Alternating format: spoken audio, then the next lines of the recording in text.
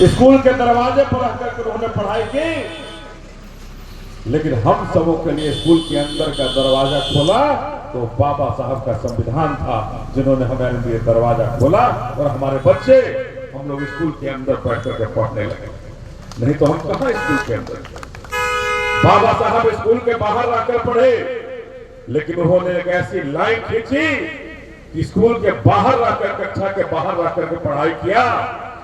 लेकिन आज भी उनके पास जितनी डिग्रियां रही, आज भी किसी मनुवादी या किसी सामंतवादी के पास आज भी वो डिग्रियां नहीं पहुंच पाई। हमारे बाबा साहब इतने विद्वान हुए।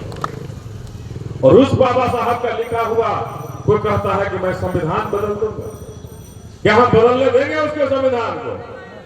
हैं? तो कैसे नहीं बदलने देंगे?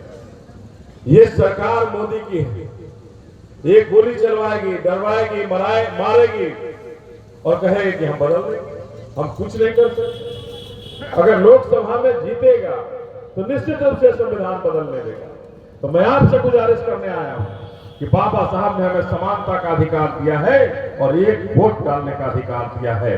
और लोकतंत्र में बाबा साहब ही थे जिन्होंने रानी के पेट का ऑपरेशन करके कहा था कि रानी के पेट से अब राजा पैदा नहीं होगा भारत में। मैंने उसकी सर्जरी कर दी, मैंने उसकी सर्जरी कर दी है कि रानी के पेट से अब भारत का राजा पैदा नहीं होगा, अब बहुजन समाज के वोट से राजा पैदा होगा। ये हमारे बाबा साहब का दिन था कि अब बहुजन समाज के वोट से राजा पैदा होगा।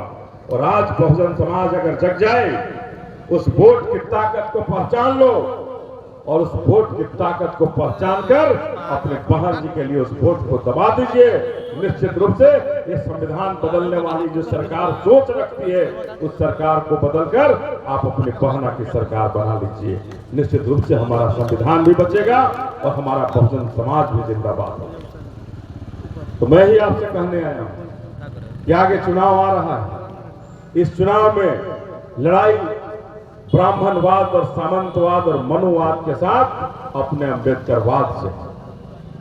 आपको तय करना है कि आप उन मनुस्मृति वालों के साथ हैं, उन सामंतवादियों के साथ हैं, या अपने अम्बेडकरवाद को जिंदाबाद कराने के लिए, उस अम्बेडकरवाद को जिंदाबाद कराने के लिए निकले हैं। आपको तय करना है कि हम कैसे अपने अम्बेडकरवाद को जिंदाबाद करते हैं।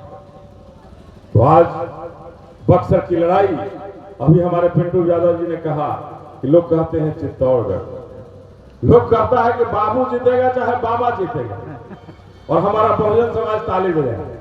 लेकिन मैं आपका बहुजन समाज का बेटा कहने आया हूं और आपको आह्वान करने आया हूं कि इस बार बाबू और बाबा का किला को ढा देना है और बना देना है अपने बहुजन समाज का किला, जहां हमें हमारी सम्मान मिले और जहां हमारे बहुजन समाज का मान और सम्मान मिले।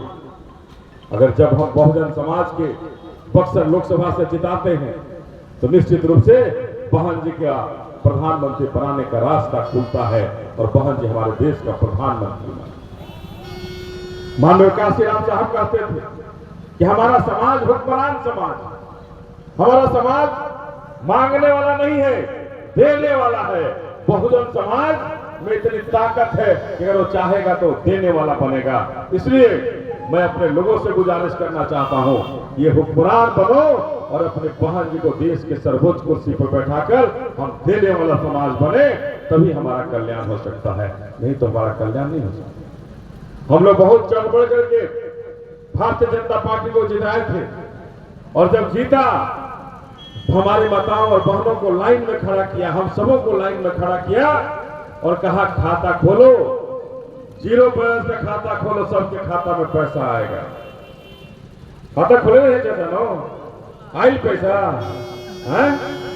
ये मोदी की गारंटी कहा 15-15 लाख रुपए आएंगे, लेकिन 1 रुपया मोदी का हमारे खाता में नहीं आया। यही मोदी की और बीजेपी का चेहरा है, इसको पहचानने की जरूरत है। हमारे बच्चों के लिए कहा, हमारे भाइयों के लिए कहा, हमारी बहनों के लिए कहा कि 1 साल में 2 करोड़ नौकरियां देंगे, 10 साल में 20 करोड़ नौकरियां होती। हमारे कोई जुआ भाई घर नहीं बैठा होता, सबके हाथों में काम होता। सब लोगों ने सोचा कि भाई मोदी आएगा तो नौकरियां ही नौकरियां। लेकिन जो नौकरियां थी उस नौकरियों को छीनने का काम हमारे इस मोदी की सरकार ने किया और हमें बेरोजगार करने का काम किया। 2 करोड़ नौकरियां देना तो बहुत दूर की बात है।